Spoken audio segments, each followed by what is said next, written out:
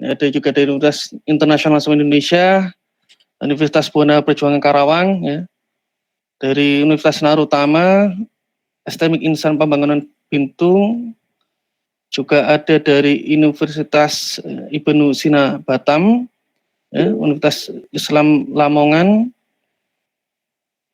ada SMK Negeri 4 Surabaya, ada dari Universitas Bina Sarana Informatika, dari UMRI, dari UNESA, dari Unisla, Universitas Bangka Belitung, Bina Insani, ya, Persada Indonesia YAI, Pelita Bangsa, dan juga ada dari mana ini?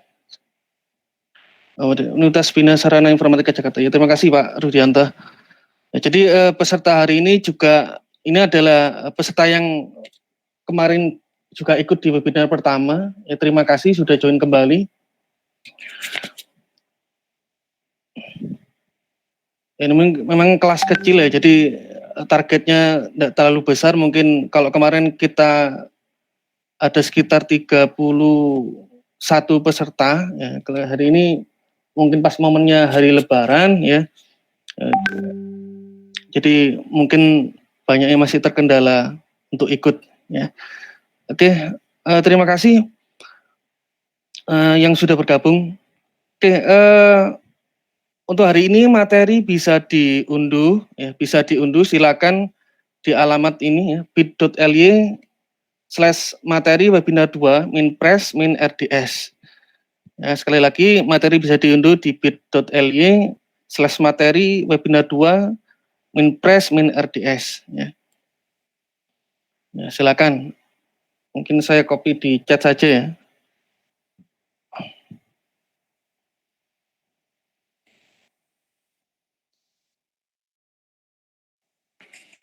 Oke, nanti di sesi acara saya berikan mungkin 2 atau 3 termin untuk sesi pertanyaan, yang dimana pertanyaannya nanti bisa Anda sampaikan di menti.com ya. Kalau ini layar saya, kalau punyanya Anda nanti bisa diakses di menti.com. Ya. Silakan nanti masukkan kode 787715 ya. Jadi mohon untuk bisa menyebutkan nama dan asal universitas dan silakan memberikan pertanyaan ya. Seperti itu tata cara untuk bertanya. Oke. Saya lanjutkan ya, kita mulai materi hari ini. Bismillahirrahmanirrahim. Oke, webinar kedua tentang teknik menyiapkan konten presentasi seminar proposal skrip bidang informatika. Ya. Jadi materi ini cukup kadang dibutuhkan oleh beberapa mahasiswa ketika mereka menghadapi sidang seminar proposal, ya, yang dimana mungkin belum pernah ikut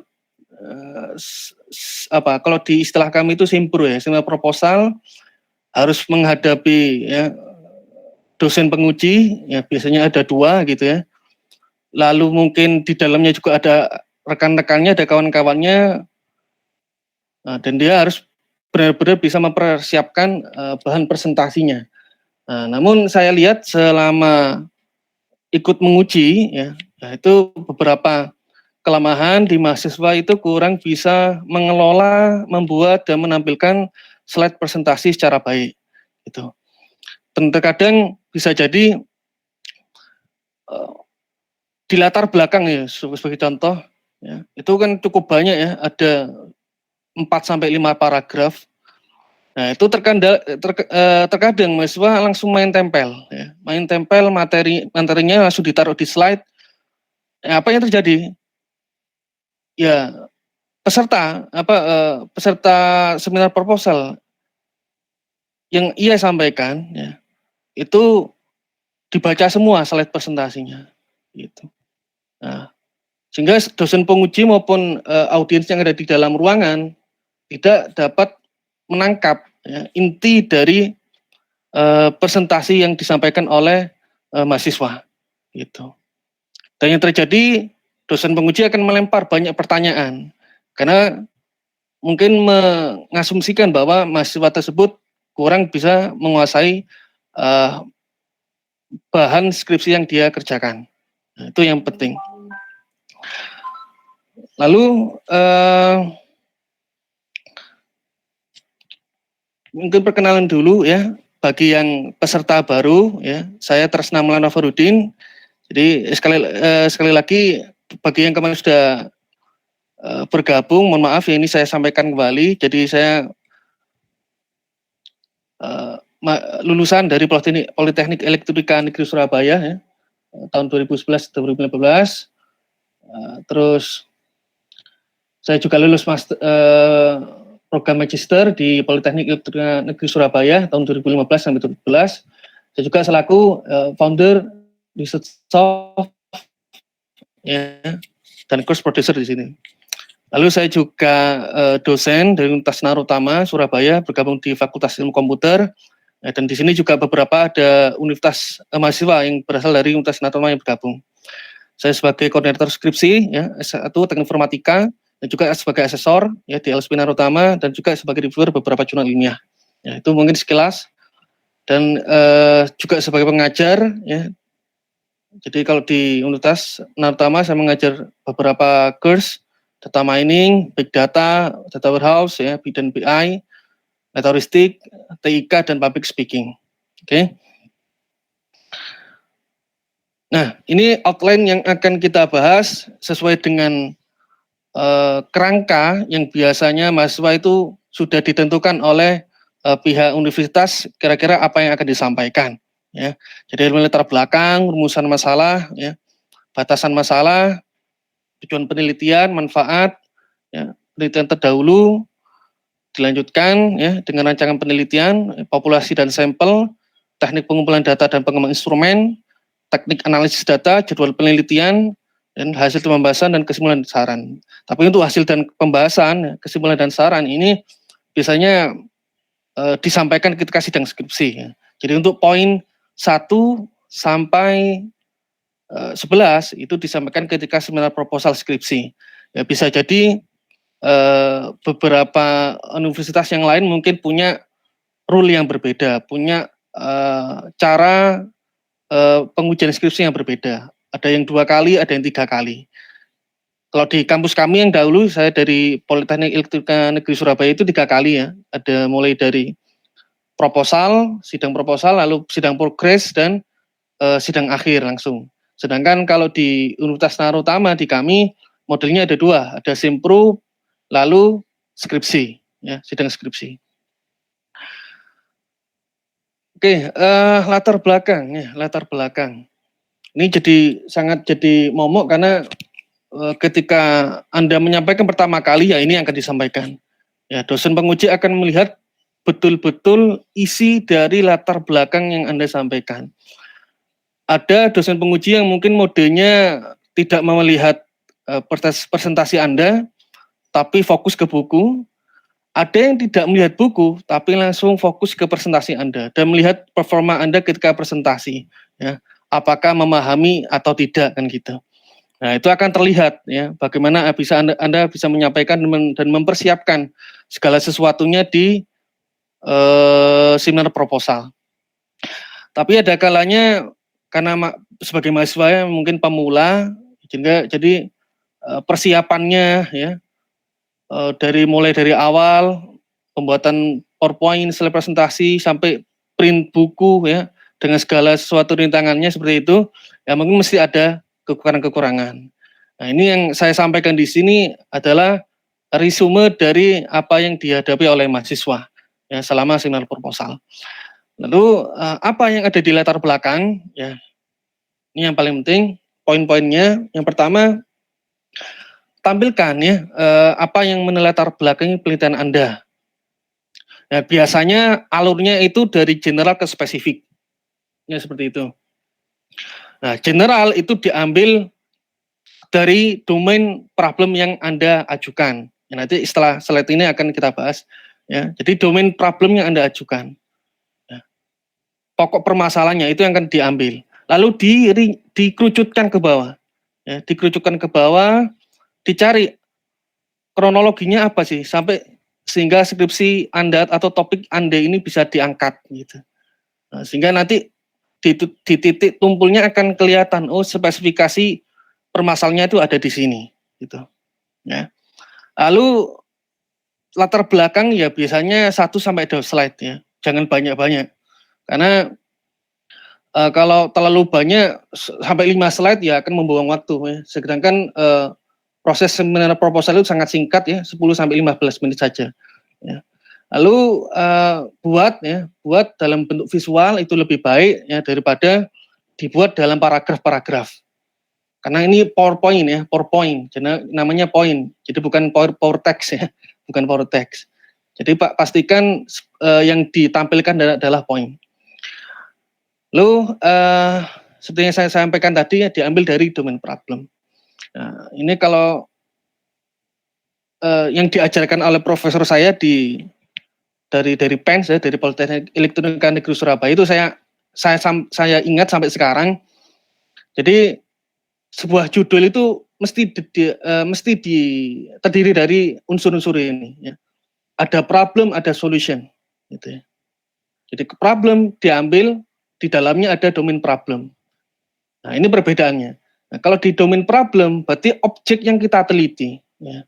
Apa yang kita teliti? Oh, misal ini kanker payudara. Ya, maka di latar belakang itu seharusnya kita menampilkan fakta-fakta tentang kanker payudara. Mungkin data jumlah ya yang meninggal, yang sembuh ya. Atau yang recurrent, yang mungkin kankernya kembali lagi ya. Itu fakta-fakta yang harus ditampilkan. Gitu. Atau kalau COVID seperti ini, berapa angka ya yang confirm hari ini, berapa angka yang meninggal hari ini, berapa yang sembuh hari ini. Ini ditampilkan semua. Ya. Lalu problemnya ya itu kita bahas juga. Apa permasalahan dari objek yang kita teliti? Oh, ternyata problem yang kita angkat, yang kita hadapi adalah mendeteksi, ya, mendeteksi kanker payudara. Ya, pada contoh kali ini adalah berdasarkan citra mamografi. Ya. Oh, ternyata deteksi kanker ini masih kesulitan kami, umpamanya gitu. Walaupun ada penelitian-penelitian lain yang juga membahas tentang ini, kan gitu. Nah, jadi yang kita angkat adalah mulai dari objek penelitian sampai nanti ngerucut ke problemnya, ya. Oke. Lalu yang ketiga solutionnya. Untuk menjawab problem apa solusi Anda kan gitu. Nah, apakah sudah terjawab oleh penelitian-penelitian yang lain? Nah, itu harus dikaji ulang sesuai dengan yang ada di bab 2. Nah, maka dari itu solution ini harusnya bersifat unik. Unik itu dalam arti problem yang diangkat itu akan diselesaikan oleh solusi yang sekarang ya, bukan yang lalu ya. Bukan yang sudah dijawab orang lain, bukan, tapi solusi yang Anda ajukan menggunakan apa? Seperti itu. Oke. Nah, ini sebagai contoh slide presentasi yang menampilkan latar belakang. Ya, misal ya dari ini kita ambil kasus sampai akhir tentang ini ya, tentang deteksi kanker payudara ya, berdasarkan citra mamografi menggunakan metode ANN. Nah, misal ya, di sini ada fakta tentang kanker payudara ya, ada penyakit kedua tertinggi di Indonesia. Ini fakta kan gitu. Misal Anda mengangkat topik yang lain, banjir atau tentang COVID atau tentang penyakit-penyakit yang lain, silakan. Nah, itu tinggal berikan faktanya bahwa penyakit ini memang urgent ya. Penyakit ini memang butuh diteliti. Penyakit ini memang butuh untuk diangkat. Nah, maka dari itu tampilkan faktanya.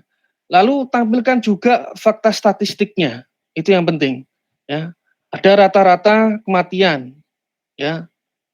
Mortalitinya seperti apa? Terus angka kesembuhannya sampai berapa?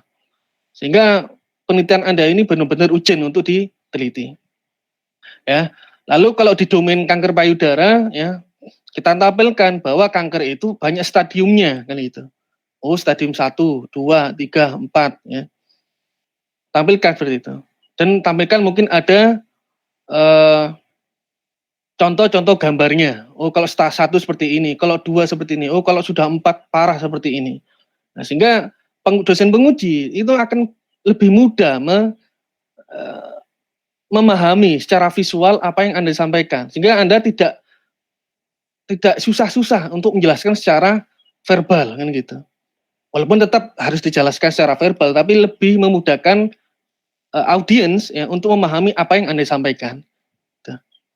Lalu yang ketiga karena di sini citranya menggunakan mamografi, ya kita jelaskan bahwa mamografi itu apa? Oh, untuk mendeteksi kanker payudara menggunakan sinar X-ray, gitu. Jadi satu rute ini adalah objek yang kita teliti. Kita tampilkan faktanya, kita tampilkan data statistiknya, dan kita tampilkan definisi-definisinya dengan kombinasi visual. Nah, yang kedua ini masih lanjutannya ya, latar belakang. Nah, ini Anda tampilkan problemnya di sini. Apa yang Anda kerjakan sebenarnya? Oh, ternyata yang dihadapi oleh petugas medis itu sulit loh membaca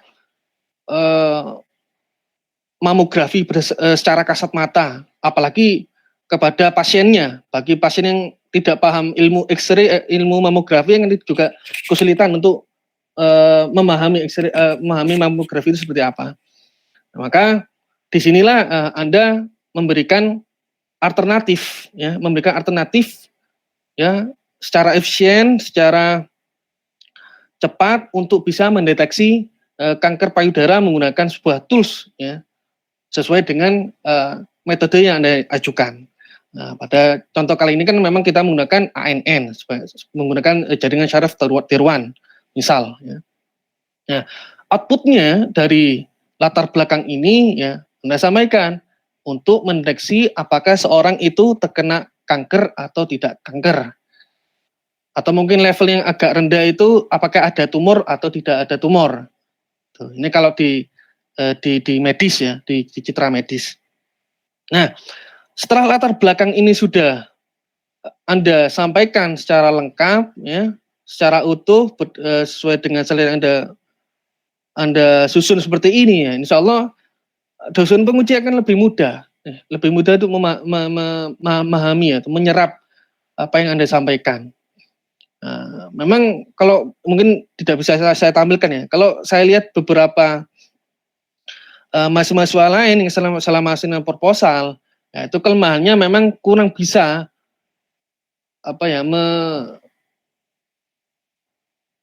mengelola paragraf itu sedemikian rupa sehingga bisa ditampilkan seperti ini, gitu.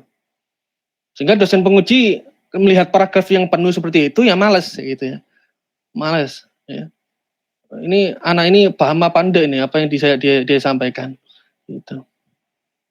Belum lagi nanti mungkin kombinasi dari slide-nya ya kurang menarik atau seperti apa. Ya. Jadi masalah-masalah teknis semakin memperkeruh keadaan. Gitu. Jadi pastikan seringkas mungkin, sevisual mungkin, dan Anda bisa menjelaskan. Oke, kita lanjut ya, rumusan masalah. Ya. Jadi di sini adalah pokok permasalahan yang Anda hadapi, kan gitu. Jadi dari latar belakang itu harusnya sudah terlihat ya. Oh, apa yang diteliti. Nah, apa yang diteliti ini objek-objek penelitiannya dicacah-cacah lagi ya. Karena pastinya penelitian itu mesti ada beberapa proses. Nah, dari beberapa proses yang menjadi pertanyaan itu kita jadikan sebuah pokok permasalahan. Ya, mungkin ya terdiri dari 1 sampai 3 poin. Dan saran saya itu buatlah sebuah pernyataan ya dalam bentuk poin pertanyaan, tapi tidak usah dikasih tanda tanya ya. Dan tidak usah disebutkan ya metodenya dulu gitu. Ini saran saya. Kenapa? Karena nanti solusi yang Anda ajukan itu akan dijawab di tujuan penelitian. Nah, sehingga kalau saya itu sebuah surprise ya bagi dosen penguji atau audiens ya. Oh, ternyata pokok permasalahan yang dia ambil ini gitu ya. Lalu solusinya apa? Nanti dijawab di tujuan penelitian. Gitu. Sehingga di rumusan masalah ini dosen penguji atau audiens berikan rasa penasaran dulu. Oh, ini yang diteliti sama dia. Oh, ini objek yang dia akan teliti. Ya. Itu yang akan dipahami oleh audiens. Ya. Nah, ini misal ada 2 rumusan masalah dari topik yang saya ajukan di sini ya, deteksi kanker payudara. Nah, dari proses untuk bisa mendeteksi kanker payudara, kan Anda sebagai peneliti harusnya bisa merumuskan. Ini untuk saya bisa mencapai goal mendeteksi, kira-kira proses apa yang harus saya kerjakan? Apa rintangan-rintangan yang harus saya lalui? Nah, maka dari itu perlu adanya ya pertanyaan-pertanyaan yang harus Anda kritisi sendiri, gitu ya. Oh, ternyata di penelitian saya itu butuh untuk mengidentifikasi ciri-ciri kanker payudara berdasarkan ekstraksi fitur citra mamografinya. Nah, jadi kalau gambar X-ray itu mamografi, ya, tidak semerta-merta laptop atau mesin laptop ini bisa menerima data itu secara fisik, ya, harus didigitalisasi kan gitu. Dari hasil digitalisasi itu harus kita ekstraksi ya, gitu. Gambar itu diekstrak. Nah, kalau diekstrak kan harusnya muncul, kalau Anda belajar pengolahan citra digital kan harus muncul apa? Pixel, ya, muncul pixel. Nah, pixel ini bentuknya matriks ya. Disitulah proses ekstraksi fitur. Gitu. Nah, sehingga perlu yang kita lakukan adalah mengidentifikasi ciri-ciri kanker payudara. Nah, ini kalau kita bahas lebih dalam, kalau di pengolahan citra digital masih banyak proses yang harus dilalui, mulai dari segmentasi, ekstraksi fitur menggunakan RGB, ya, dan lain sebagainya. Jadi ini istilahnya praproses yang harus dilalui, ya, praproses yang harus dilalui. Lalu lanjut ya, ini mulai mempertanyakan goalnya, ya, bagaimana mendeteksi kanker payudara berdasarkan citra mamografi. Nah, ini goal atau finalisasi pertanyaan yang akan yang akan Anda kerjakan di akhir, kan gitu. Nah, tapi ada kalanya kelemahan-kelemahan mahasiswa ketika memberikan rumusan masalah itu terkadang memberikan banyak sekali, mungkin 5 poin. Dan 5 poin itu sebenarnya bisa diringkas jadi 2 sampai 3 poin saja. Karena bisa jadi rumusan masalah yang diajukan itu adalah include dari rumusan masalah yang lain, rumusan masalah yang lain, sehingga tidak perlu dijabarkan terlalu luas. Tuh. Ya. Jadi idealnya itu 2 sampai 3. Satu boleh, satu saja boleh. Kalau memang problem yang dihadapi cuma satu, kan gitu. Jadi jangan terlalu banyak memberikan rumusan masalah, karena akan mengakibatkan bahan pekerjaan Anda sendiri di masa proses pengerjaan skripsi juga akan sejumlah itu. Jadi kalau ada rumusan masalahnya 5, ya Anda akan mengerjakan 5. Gitu. Dan itu tuh kalau dosen pengujinya masih ingat Anda ketika presentasi, dia akan ingat. Loh, mana ini? Katanya kemarin ketika seminar proposal rumusan masalahnya dihadapi ada 5. Ini kok ketika sidang hanya 2 yang dikerjakan. Nah, itu yang akan jadi bumerang untuk Anda. Ya. Jadi pastikan ya rumusan masalah itu mengerucut ya, langsung ke pokok permasalahannya saja. Ya, untuk detail-detail teknisnya itu sudah include dari di pokok permasalahan. Oke ya, kita lanjut lagi ya. Sebelum menginjak ke tujuan penelitian, kita bahas dulu batasan masalah ya, batasan masalah. Nah, nih batasan masalah. Jadi batasan masalah itu adalah ruang lingkup ya yang membatasi penelitian kita agar tidak melebar kemana-mana. Ya, ini gunanya karena terkadang ya mahasiswa itu kerepotan ya ketika menjawab pertanyaan-pertanyaan yang dilontarkan oleh dosen penguji. Yang sebenarnya pertanyaan itu ya di luar dari penelitian dia.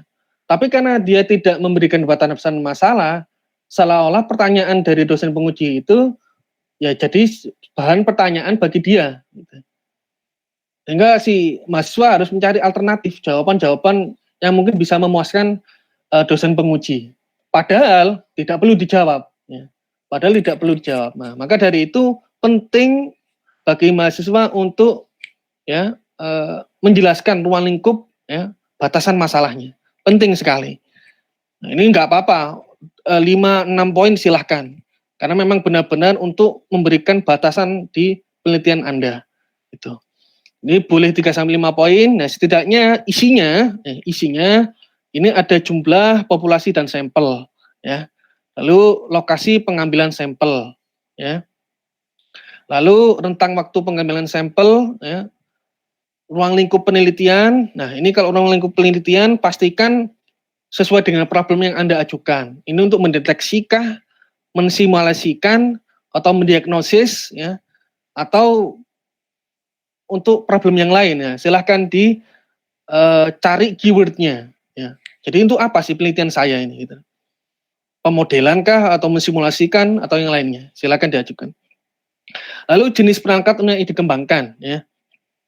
Pastikan ya ini Anda sebutkan. Jadi kalau mau buat aplikasi berbasis web ya bilang berbasis web. Kalau aplikasi berbasis Android silakan dijelaskan menggunakan Android dan lain sebagainya. Nah, sehingga dosen penguji tidak meminta yang aneh-aneh kepada Anda gitu loh. Umpamanya, Mas ini tolong ya dibuatkan aja model aplikasi berbasis Androidnya ya. Padahal Anda membatasi menggunakan web gitu loh. Atau sebaliknya, Anda mengerjakan yang web tapi penguji minta Android. Nah, ini macam-macam ya dosen penguji. Nah, jadi ini harus ditampilkan semua. Lalu bahasa pemrograman ya dan library tools yang digunakan silakan diceritakan juga di batasan masalah tidak apa-apa ya agar nanti terlihat semua ya batasan-batasan yang Anda ajukan ya di penelitian Anda. Ya, termasuk nanti lokasi pengambilan sampel di rumah sakit kah atau di dinas atau di mana gitu ya.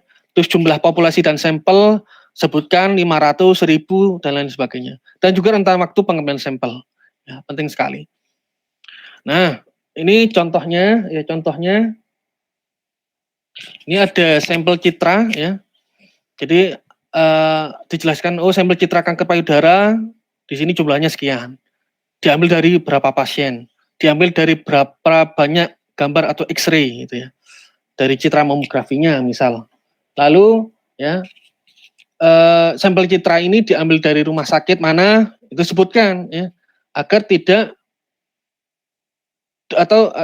dosen penguji tidak meminta Anda mencari sampel ke rumah sakit yang lain gitu. Nah ini kalau dosen-dosen penguji yang agak ya mungkin jahil ke Anda mungkin ya mintanya macam-macam ya. Oh minta rumah sakit di sini, rumah sakit ini ya. Padahal Anda sudah membatasi bahwa rumah sakit yang Anda ambil di sini dan itu mencukupi gitu loh. Kecuali tidak mencukupi. Kalau mencukupi sudah di rumah sakit ini sudah cukup. Lalu rentang waktu pengambilan pastikan disebutkan berapa sampai berapa. Kalau rentang tahun, kalau rentang bulan silahkan juga dijelaskan ya agar terlihat. Lalu kalau di sini perangkat lunak yang dikembangkan hanya untuk melakukan. Nah, kalau di sini contohnya deteksi, maka yang kita ceritakan adalah untuk mendeteksi, ya, dan lain sebagainya. Ini harus ditampilkan semua. Kita lanjut di tujuan penelitian, ya, di tujuan penelitian. Nah, di tujuan penelitian ini harusnya menjawab, ya, sekali lagi menjawab apa yang Anda ajukan di problem, di rumusan masalah gitu ya. Nah ini yang harus diperhatikan ya. Jadi jumlah tujuan penelitiannya itu setidaknya sejumlah rumusan masalah. Jangan sampai rumusan masalahnya 5, tujuan penelitiannya 2 gitu. Atau ya rumusan masalahnya 2, tujuan penelitiannya 5. Ini tidak match ya, tidak match ini. Jadi harus pastikan sama. Sehingga rumusan masalah itu merepresentasikan jumlah pekerjaan yang Anda kerjakan, jumlah proses metode yang akan Anda selesaikan, ya. Itu di situ, ya.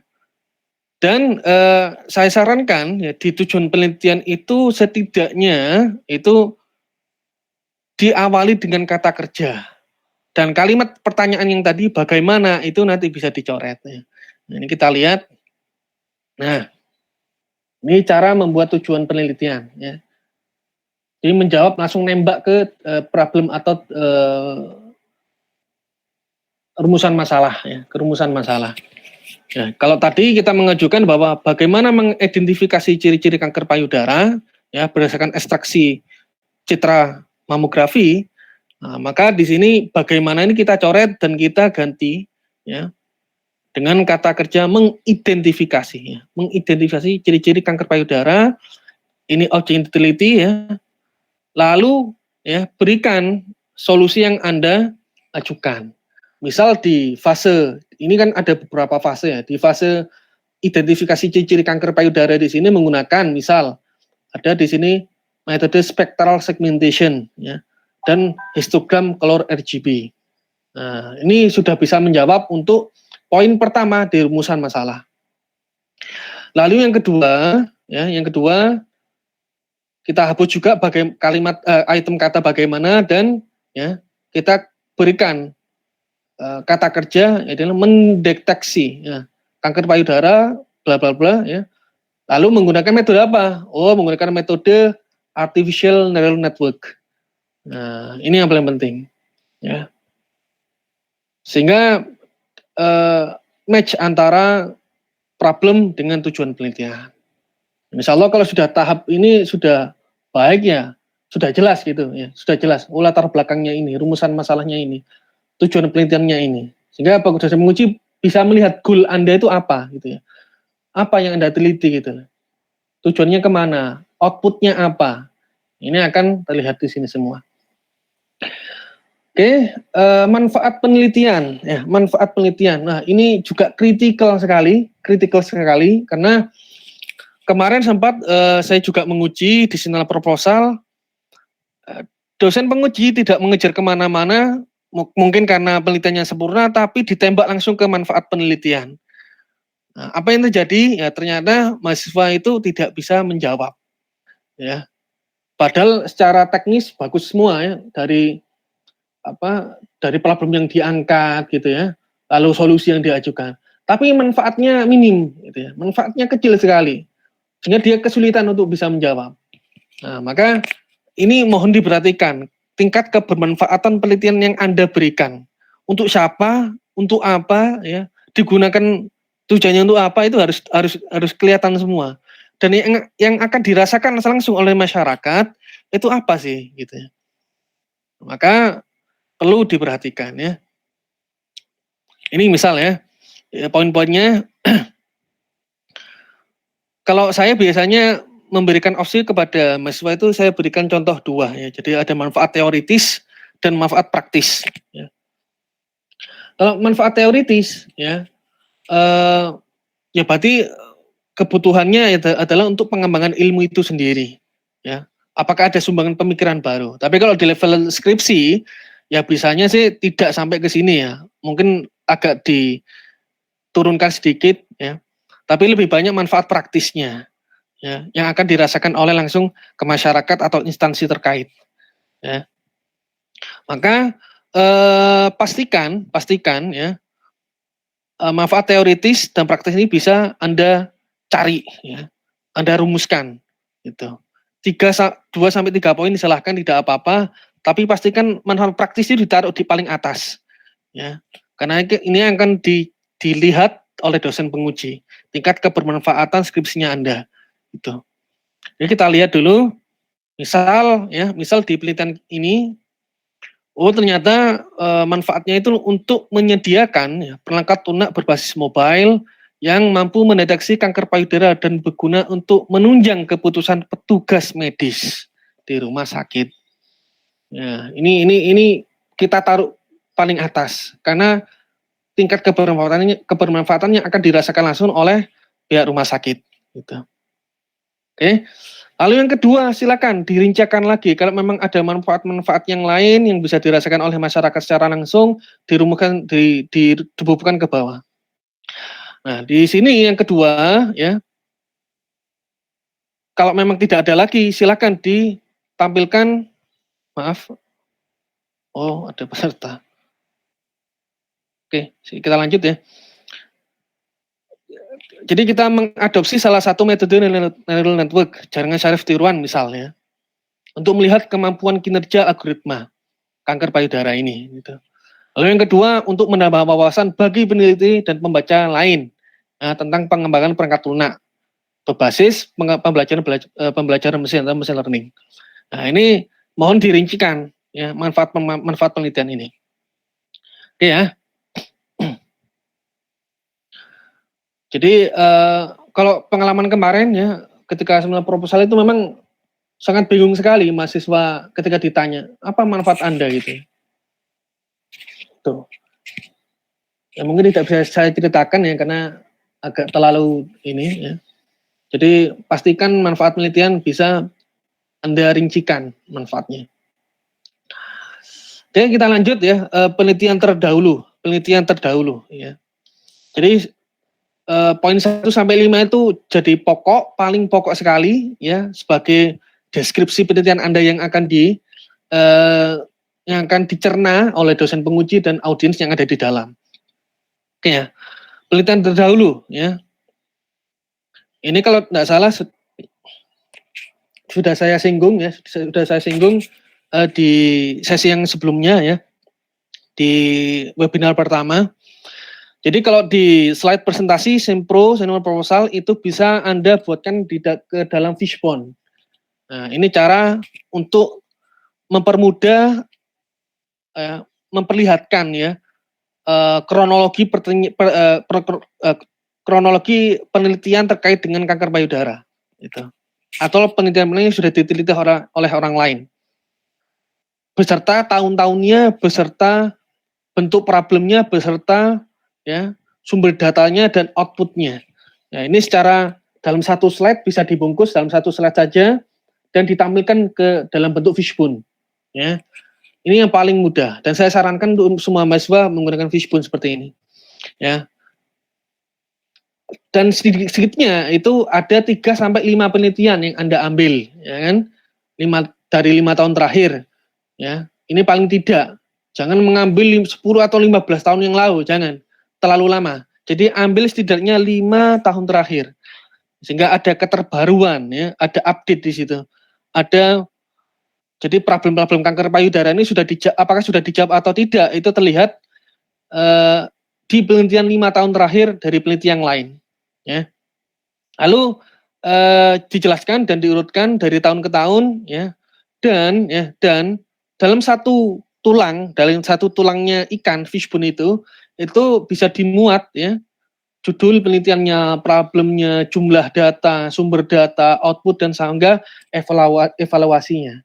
Jadi kalau di sini bicara tentang penelitian kanker payudara misal, maka setidaknya yang ada di fishbone itu yang ditampilkan adalah judul penelitian yang lain yang membahas tentang kanker payudara berdasarkan citra mamografi. Terus yang kedua ya problemnya yang diangkat apakah sama gitu ya. Lalu jumlah datanya berapa mungkin beda dan juga lokasinya biasanya beda, sumber datanya juga beda, output dan evaluasinya seperti apa itu ditampilkan semua. Ya, akurasinya 90% kah 75%, 80% silahkan ditampilkan semua. Ya, tapi diringkas ya. Sehingga akan tampil seperti ini, fishbone. Ya. Ini Bapak Ibu dosen mesti yang sudah melalui skripsi dan tesis sudah paham seperti ini. Tapi bagi mahasiswa yang masih awal, ya silakan bisa diadopsi menggunakan fishbone seperti ini. Ya, fishbone-nya ya paling sederhana seperti ini ya, tapi silakan kalau bentuknya dimodifikasi atau seperti apa silahkan. Ya.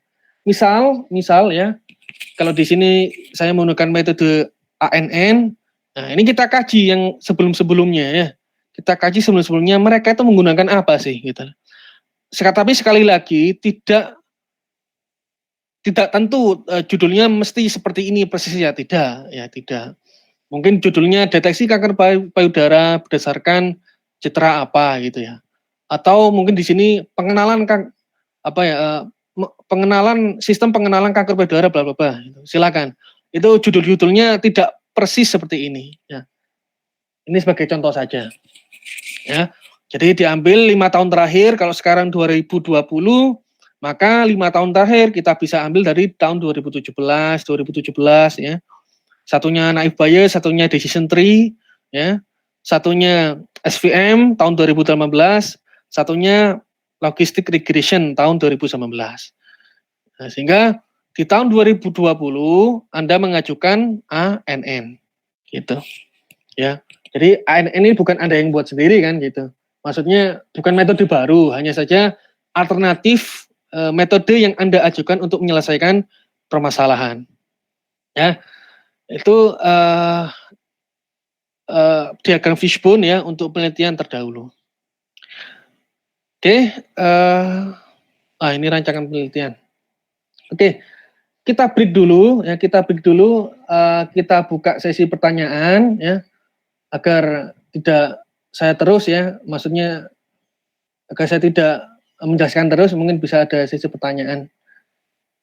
Oke, silakan. Saya tunggu ya. Ini ada 1, 2, 3.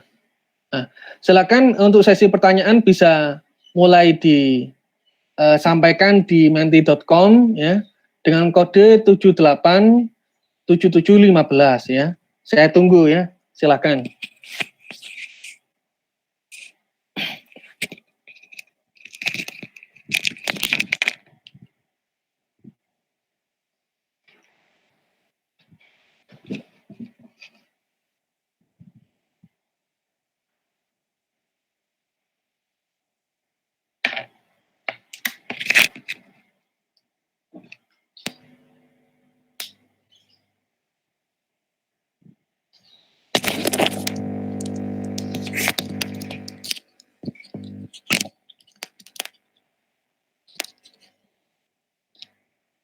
Masih 3 pertanyaan. Silakan yang mau bertanya.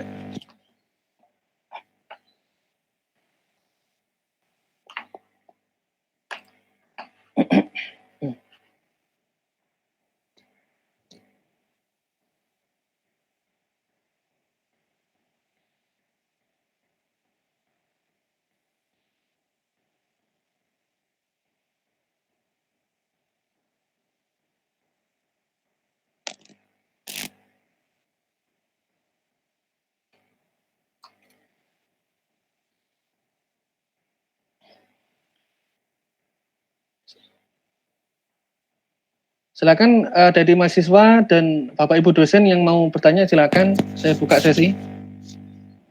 Atau masih sudah paham atau bingung?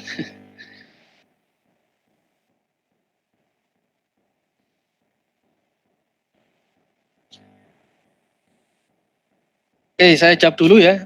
Saya jawab dulu.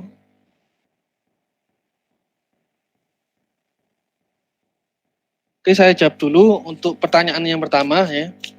Jadi dari Syahrul Firmansyah Unisla, bagaimana tips dan trik ya menghadapi sidang proposal skripsi supaya berjalan dengan lancar?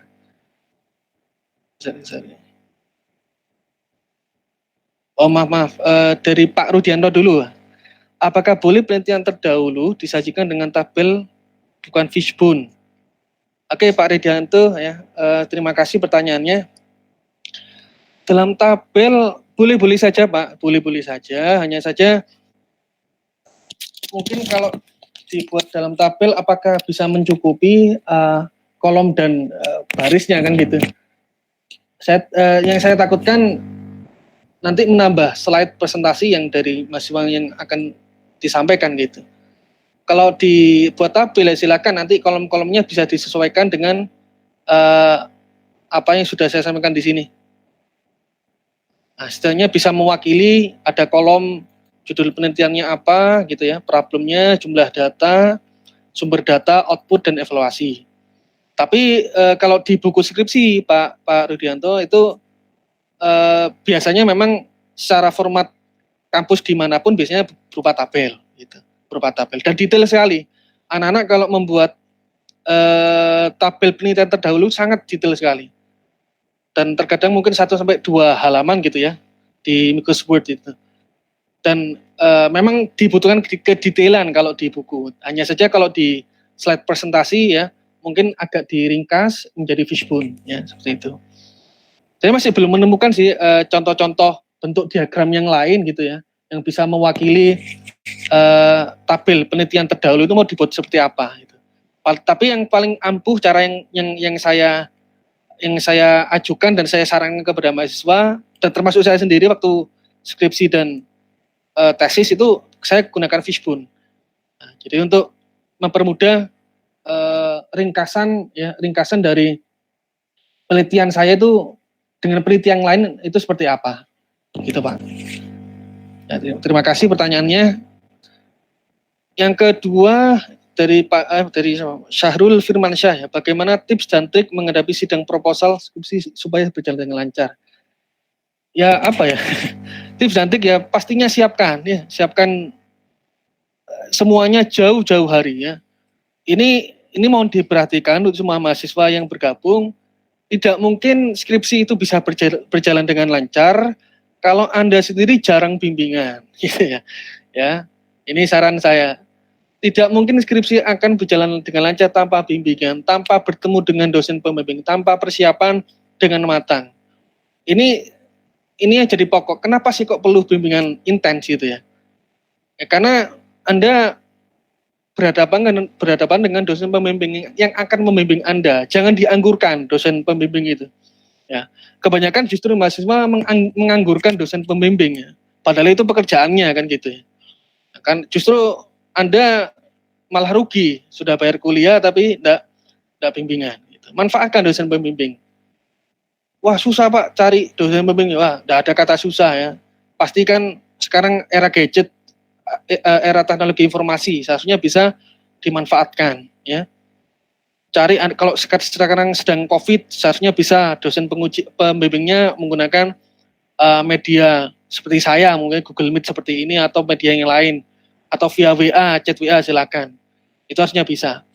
Lalu secara otodidak dari Anda sendiri sebagai mahasiswa pastikan ya harus intens, mau belajar cepat, mau belajar secara cepat dan update buku-bukunya, referensinya apa, pemrogramannya, bahasa pemrogramannya mau dipakai apa, itu harus update secara cepat, belajar cepat. Kalau sekarang kalau belajar terlalu lemot, wah ditinggal Mas gitu. Harus bisa adaptasi secara cepat. Ya. Tapi kuncinya yang pertama tadi, sering bimbingan gitu. Saya 1-2 kali sering, mohon maaf ya, dalam arti tanda kutip itu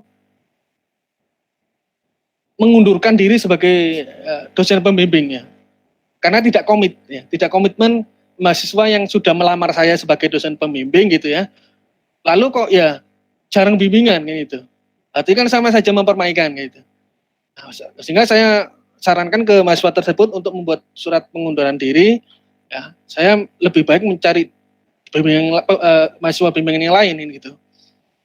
Jadi indikatornya mahasiswa dalam skripsi itu bukan bodoh atau pintar, tidak. Tapi rajin, giat, ya, sering bimbingan itu yang akan lebih disenangi oleh dosen-dosen pembimbing. Ya. Dan pastikan ketika persiapan proposal dari print buku, cetakan buku, mempersiapkan misalnya presentasi sesuai dengan yang saya arahkan di sini, itu ikuti semua, ya, ikuti semua. Dan insya Allah bisa berjalan dengan lancar, ya. Oke, terima kasih. Oke, tidak adakah subbab identifikasi masalah? Oh, dari Pak Rudianto lagi. Subbab identifikasi masalah. Nah, ini mohon maaf Pak Rudianto, kalau kerangka atau outline yang ada di beberapa kampus, maksudnya itu mungkin apa ya, problemnya atau seperti apa? Pak Rudianto boleh di on kan audionya silakan.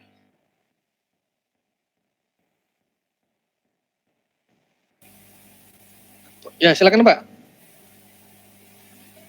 Ya, terima kasih Pak Tresna.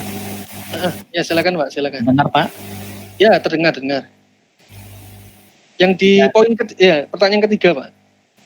Biasanya itu setelah subbab latar belakang masalah itu, keduanya itu ada subbab identifikasi masalah.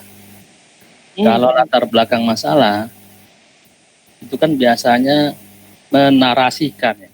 Menarasikan, benar. Masalah yang sedang tren atau yang masalah yang sedang kita angkat dalam bentuk narasi. Iya, benar. Kok ya ada kronologinya Pak ya. Ada Benar sekali. Nah biasanya tuh sebab kedua itu ada identifikasi masalah, yaitu berupa statement berupa apa ya, ringkasan kali ya, statement permasalahannya apa, gitu. Atau begini, secara biar lebih jelas, kalau latar belakang masalah kita bercerita mengenai masalah yang kita angkat. Nah kalau identifikasi masalah itu adalah sebenarnya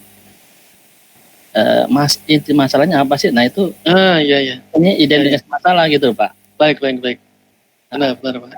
Ada nggak biasanya sih dulu waktu saya skripsi itu ada gitu. Ya. Baik Pak Redante, terima kasih. Terima kasih Pak. Ya, terima kasih pertanyaannya. Oke, pertanyaan bagus sekali Pak Rudianto ya. Jadi kalau dosen ini pertanyaannya langsung nembak ini. Tidak adakah subbab identifikasi masalah? Oke. Ini mungkin kalau menurut saya di beberapa contoh, ini mungkin adik-adik mahasiswa juga bisa dilihat nanti contoh format skripsi masing-masing dari universitasnya, gitu ya. Apakah latar belakang masalah itu, ya, latar belakang penelitiannya itu, apakah di bab 1 pendahuluan ya, di chapter 1.1 latar belakang ya, ada 1.2, 1.3 dan lain sebagainya. Nah, kalau di kami ya, di kampus kami baik di PENS maupun di Narotama itu saya lihat memang tidak ada identifikasi masalah. Memang langsung latar belakang di bab 1.1. Tapi setahu saya ketika saya nulis skripsi dan tesis itu sudah terinclude ya, sehingga memang benar apa yang disampaikan Pak Rudianto tadi. Jadi ada kronologinya, fakta-fakta dari data kanker misal ya, faktanya seperti apa. Yang paling bawah, paragraf yang paling bawah itu adalah langsung mengerucut ke ya permasalahannya itu. Apa yang sebenarnya inti masalahnya yang sedang diteliti sama saya itu gitu. Nah, itu namanya identifikasi masalah. Mungkin formatnya Pak Rudianto yang mungkin di kampusnya Pak Rudianto itu mungkin ada sendiri gitu ya, ada subbab sendiri yang namanya identifikasi masalah. Ya isinya adalah inti masalah yang diteliti gitu. Misal tadi kanker payudara ya dijabarkan statistiknya, faktanya dan lain sebagainya, tapi di bawah itu langsung membahas rencana-rencana yang ya anggaplah gambaran kasarnya adalah penjelasan ya, kalimat yang menjelaskan bahwa masalah ini akan dikerjakan menggunakan metode ini, tapi cukup ringkas dan poin-poinnya ada gitu ya. Gitu, seperti itu yang bisa saya jawab ya. Mungkin nanti kita bahas lagi mungkin ketika di penulisan bab 1 ya, mungkin di webinar selanjutnya kalau sempat ya, ada di bab 1. Oke, terima kasih Pak Rudianto. Masih Pak Rudianto lagi? Oke, saya jawab dulu. Apakah masalah yang diangkat di latar belakang masalah itu diasumsi penulis atau berdasarkan citasi dari artikel penulis lain? Oke, terima kasih. Jadi kalau di latar belakang itu kombinasi yang bisa saya jawab adalah kombinasi. Ya, kita bisa memberikan fakta-fakta data yang diambil dari penulis lain ya, yang isinya data statistik, data fakta-fakta dari objek yang kita teliti, plus kita boleh menginterpretasikan, kita boleh menafsirkan ya dengan menggunakan kalimat yang kita pahami gitu ya. Tapi bukan argumentasi, bukan ya, tapi lebih ke arah fakta. Boleh kita menginterpretasikan seperti itu. Ya, sehingga tidak latar belakangnya itu tidak kaku gitu ya, tidak kaku, tidak mulu-mulu terus data statistik semua. Nah, tapi kita boleh ya membuat paragraf itu sedemikian rupa sehingga bisa soft gitu ya, halus. Jadi paragraf yang paling awal itu secara general, masuk lagi ke spesifik, masuk lagi sehingga mengerucut ke objek penelitiannya. Ya, oke, terima kasih. Ya, ini dari Pak Burhan ya, Burhanuddin ya. Menggunakan sumber buku atau untuk referensi di latar belakang apakah diperbolehkan? Oke, boleh Pak, boleh. Saya sendiri menggunakan buku, itu boleh. Jadi boleh dari, tapi yang diutamakan adalah sekali lagi memang dari paper-paper yang dari jurnal internasional ya. Dari mungkin diambil dari Scopus, dari sciencedirect.com, atau dari IEEE, itu diambil semua. Dijadikan rujukan pertama. Tapi yang buku itu sebagai imbuhan ya, sebagai tambahan, sorry, maaf. Ya, jadi sebagai tambahan. Saya sendiri juga beberapa menggunakan buku di tesis, di buku skripsi masih menggunakan buku. Karena mungkin keterbatasan sumber yang memang tidak ada di paper-paper yang lain, misal kita ambil dari buku, tidak apa-apa. Gitu. Baik, lanjut. Lanjut. Assalamualaikum warahmatullahi wabarakatuh. Pak, saya Nurasna dari Umri mau bertanya apakah bedanya analisa dan analisis serta tujuan dan manfaat? Mohon penjelasannya, Pak. Oke. Oke, ini Mbak Nurasna ya. Jadi ini menarik ya. Kalau saya sendiri di KBBI, di Kamus Besar Bahasa Indonesia, itu kata yang baku itu analisis. Ya. Itu yang kalimat baku. Walaupun ya beberapa format yang lain di skripsi itu masih menggunakan kata analisa. Atau mungkin saya sendiri masih terkadang ya sudah ngetik analisis tapi kok tertulisnya analisa gitu ya. Memang terbiasanya kita mendengarkan kalimat item kata itu analisa gitu. Tapi secara KBBI bisa diperiksa itu yang baku analisis ya. Terus tujuan dan manfaat tadi sudah saya bahas ya, Jadi kalau tujuan berarti goalnya menjawab di rumusan masalah gitu. Jadi rumusan objek yang diteliti apa itu akan diselesaikannya ya dijawab oleh tujuan penelitian dan sejumlah dengan rumusan masalah. Kalau manfaat berarti sesuatu yang akan dirasakan, ya, manfaat dari penelitian. Jadi yang akan langsung dirasakan oleh masyarakat. Gitu. Memang terkadang mungkin mahasiswa agak bingung ya membedakan tujuan dan manfaat. Tujuan itu langsung nembaknya ke objek penelitiannya Anda selesaikan menggunakan apa, alatnya apa gitu. Kalau manfaat, output dari sistem itu yang akan dirasakan oleh masyarakat itu seperti apa, gitu. Ya, itu beda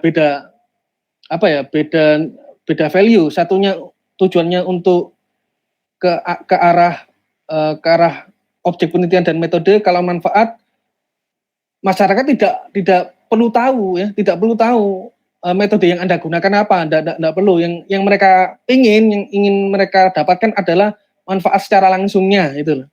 Ya. Itu Mbak Nurasna ya. Nanti kalau masih bingung silakan dibuka lagi slide presentasinya biar tahu perbedaannya seperti apa. Oke, 6 pertanyaan, kita lanjut ya, sudah jam 11. Kita lanjut lagi. Rancangan penelitian. Nah, ini rancangan penelitian. Ini kalau di sini masuk bab 3 ya, masuk bab 3. Jadi di sini isinya diagram alir ya, yang menggambarkan ya proses pengerjaan tahap demi tahap ya penelitian yang Anda lakukan. Dan setidaknya bisa ya mulai dari input, proses, output bisa ditampilkan semua ya. Lalu desain ya, sistem yang baik adalah desain yang dapat memberikan gambaran visual yang mudah dipahami oleh dosen penguji, tidak terlalu kompleks tapi juga tidak terlalu ringkas gitu. Nah, pengalaman-pengalaman yang saya sebelumnya kalau melihat beberapa desain sistem penelitiannya mahasiswa, mungkin kalau saya ikut berpendapat itu kalau bisa desain sistem di fakultas ilmu komputer ya, terutamanya di sistem informasi, teknik informatika, di sistem komputer. Kalau bisa ya, saran saya lebih baik langsung nembak ke desain sistemnya ya. Kalau bisa jangan membuat desain sistem, membuat rancangan penelitian yang seperti apa ya, mungkin mohon maaf ya, dari jurusan lain mungkin ada di hukum atau di akuntansi yang masih melibatkan kalimat-kalimat contoh ya, misal proses pencarian data, proses pengumpulan data. Tidak perlu seperti itu. Kalau di teknik, saran saya langsung saja, langsung menembak ke inputnya apa gitu ya, ke prosesnya apa, ke outputnya apa gitu, sehingga bisa meringkas dan tidak menambahkan diagram square yang lain yang sebenarnya itu miliknya jurusan lain gitu. Menurut saya. Jadi kalau saran saya membuat desain sistem langsung saja ditembak seperti ini. Ya. Jadi yang ujung-ujung sini tidak perlu dibuatkan proses pencarian data, proses pengumpulan data, tidak perlu. Ya. Langsung saja seperti ini. Karena ini apa ya? Karena Anda membuat sebuah sistem gitu ya. Perancangan sistem ya, bukan proses kuesioner atau pencarian kuesioner, bukan ya. Jadi kesana saya langsung seperti ini. Nah, di rancangan penelitian, ya, ini inputnya apa sih? Misal, di sini ada citra mamografi. Maka di sini inputnya adalah citra mamografi. Tampilkan, ya. Mungkin didetailkan nanti di slide berikutnya ada berapa banyak datanya, gitu ya. Lalu selanjutnya, misal di sini ada praproses nih, ada dua. Ada image segmentation, ada histogram color RGB, misal. Nah, ini praproses. Ya, ini sesuai dengan rumusan masalah poin pertama ya, mengidentifikasi ciri-ciri kanker payudara. Menggunakan image segmentation dan histogram color RGB untuk mengekstrak gambarnya dari dari data fisik menjadi suatu data digital ya, seperti itu. Nanti outputnya berupa matriks data. Lalu yang kedua ya, ini akan menjawab bagaimana mendeteksi kanker payudaranya. Dan maka di sini ada gambarnya kanker payudara menggunakan ANN misal ya, jaringan syaraf tiruan, outputnya adalah kanker dan tidak kanker. Jadi bisa mengenali ketika gambar X-ray mamografi itu dimasukkan ke dalam sistem, dia akan mengenali adanya kanker atau tidak kanker. Oke. Sehingga kalau di machine learning itu mungkin ada namanya confusion matrix ya. Jadi mengevaluasi seberapa akurat sebuah sistem itu bisa mengenali atau tidak bisa mengenali sebuah input data atau sebuah testing data. Ini nanti di webinar berikutnya mungkin kita akan bahas machine learning ya. Tapi nanti ini kita masih bahas research metodologi dulu. Oke. Kita lanjut ya. Populasi dan sampel ya. Populasi dan sampel. Ya. Populasi dan sampel. Nah, ini mohon diperhatikan beda ya populasi dan sampel. Ada dua. Jadi kalau sampel itu bagian kecil dari populasi. Populasi bisa jadi adalah kumpulan dari beberapa sampel atau objek penelitian. Nah, misal populasi data rumah sakit yang berisi tentang data mamografi gitu ya. Sampelnya saya bisa ambil sampel dari rumah sakit X, saya bisa ambil sampel dari rumah sakit Y ya. Saya ambil sampel dari rumah sakit Z. Masing-masing sampel itu punya banyak data, punya beberapa jumlah data, 1.000, 2.000, 3.000. Nah, masing-masing sampel ini berbeda jumlah datanya. Itu ya, itu mohon diperhatikan. Jadi beda antara populasi dan sampel. Ini sampel ini bagian kecil dari populasi. Ya. Ini bisa jadi mungkin Anda yang menggunakan sampel ya silahkan menggunakan kalimat sampel saja kalau memang menggunakan satu objek lokasi penelitian. Tapi kalau banyak objek ya, banyak objek lokasi penelitian ya silakan gunakan kalimat populasi. Gitu. Ya. Itu harus dibedakan.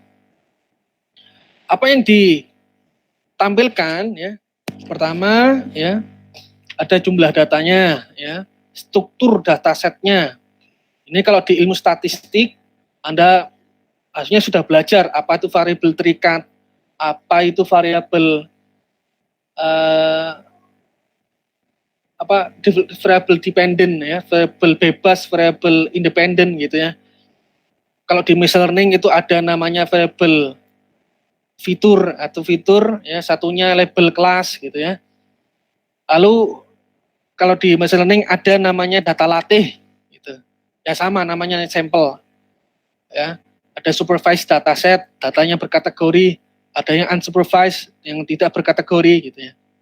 Jadi kalau data COVID saya kumpulkan misal ya, saya ingin mengelompokkan data COVID berdasarkan provinsi.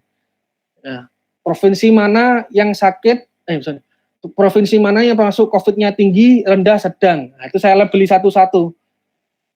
Sedangkan setiap label mempunyai beberapa fitur yang isinya adalah confirm data, meninggal, dan sembuh misal. Nah, maka itu adalah supervised dataset. Kalau saya ingin mengelompokkan COVID berdasarkan provinsi, tanpa saya labeli satu-satu, tapi saya serahkan kepada sistem secara otomatis, maka namanya unsupervised dataset. Ini kalau di ilmu machine learning atau AI itu seperti itu. Ya tidak berkategori. Maka dia akan muncul kelompoknya A, B, C, D, E gitu ya. Sejumlah dengan kelompok yang kita tentukan. Kita akan bahas nanti selanjutnya. Lalu perhatikan juga format datasetnya, tabular kah, teks, gambar, audio, video, ya. Lalu dan variasi nilai datasetnya ya, ordinal, kategorikal kah, discrete atau continuous. Ini kalau di ilmu statistik ketika Anda belajar statistika dan probabilitas harusnya paham tentang ini ya. Ordinal itu tingkatan ya, ada SD, SMP, SMA. Rendah, sedang, tinggi gitu ya. Ada tingkatannya. Kalau kategorikal tidak ada tingkatan. Jadi kalau jenis kelamin nih, contoh laki-laki perempuan gitu ya. Lalu kalau discrete itu seperti ordinal, cuman direpresentasikan ke dalam angka 1, 2, 3 itu terbatas ya. 1, 2, 3, 4, 5 ada angka dan berurut gitu. Kalau continuous itu tidak berurut, itu terserah bilangannya float 1,4, 3,5, 5,6. Misal data sensor air misal itu pecahan-pecahan isinya. Tidak berjenjang ya, tidak berjenjang. Lalu ya jelaskan juga lokasi dan rentang pengambilan data, lalu populasi dan sampel dapat ditampilkan dalam bentuk visual dan gambar dan tabel. Nah, kita lihat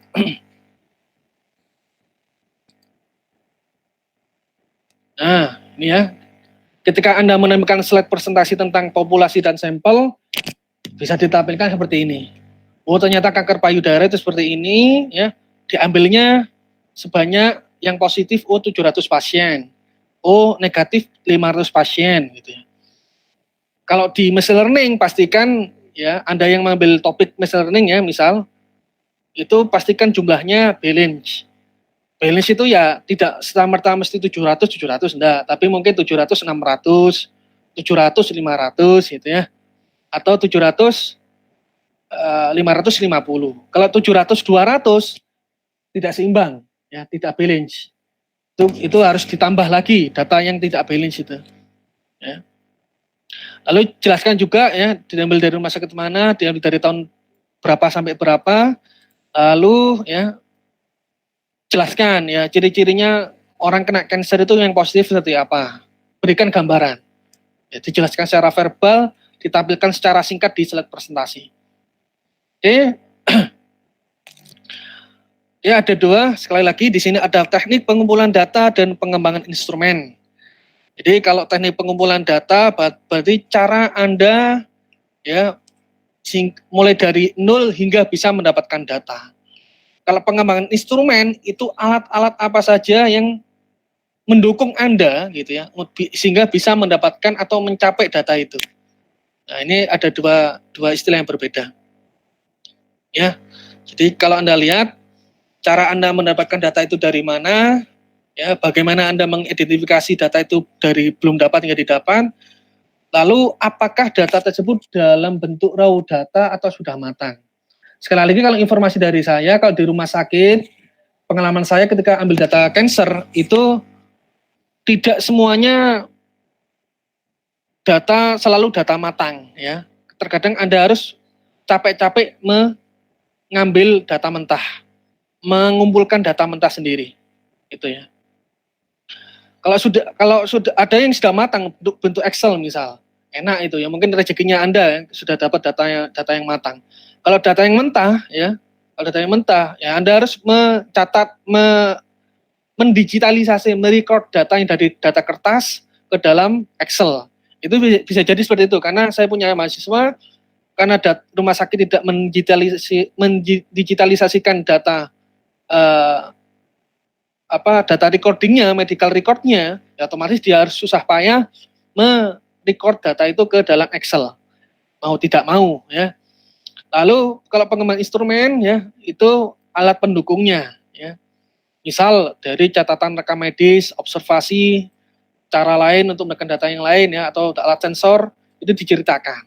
Jadi ini dua istilah yang berbeda ya. Misal di sini poin yang pertama ya untuk pengambilan data ya. Teknik pengumpulan data yang diterapkan pada penelitian ini melalui perizinan ya data pada rekam medis dan telah disiapkan oleh petugas baik dari pasien yang telah dikategorikan positif kanker payudara maupun tidak. Nah, ini istilahnya SOP yang Anda lakukan, yang Anda lalui seperti apa, dijelaskan. Teknik pengumpulan datanya. Lalu kalau memang ada instrumentasinya, ya ada dukungan-dukungan mungkin dari wawancara, mungkin dari diskusi dengan petugas medis, ya jelaskan gitu ya. Jelaskan. Mungkin nanti dikasih contoh formnya, tampilkan gambar formnya. Kalau ada video tentang wawancara, silakan tambahkan wawancaranya. Sehingga dosen penguji benar-benar memastikan bahwa Anda melakukan penelitian. Gitu. Oke. Oke, poin ke-10 ya. Teknis analisis data. Nah, di sini Anda menjelaskan ya, mulai dari metode dari awal hingga akhir ya, mulai dari praproses sampai finalisasi deteksi kanker payudara yang kita topik tadi itu, kita tampilkan metodenya mulai dari flowchart-nya, formulanya, cara kerjanya, tampilkan di situ. Ya. Sekaligus Anda jelaskan secara verbal. Ya. Dan ini akan kalau Anda bubuhkan dengan flowchart, gambar, visual, ini akan memudahkan si audiens atau dosen penguji. Ya. Boleh dibagi beberapa slide ya. Contoh ya, di sini ada segmentation, saya jelaskan di situ. Oh, penjelasan definisi, oh formulanya seperti ini, flowchart-nya ini cara kerjanya seperti ini. Ya, ini penting sekali. Sekaligus kalau Anda menguasai formula, pastikan menguasai sekalian. Jadi kalau ada notasi-notasi simbolik yang ada di formula, satu sigma, beta, alfa, biasanya dosen penguji akan menembak di situ untuk menguji pemahaman Anda.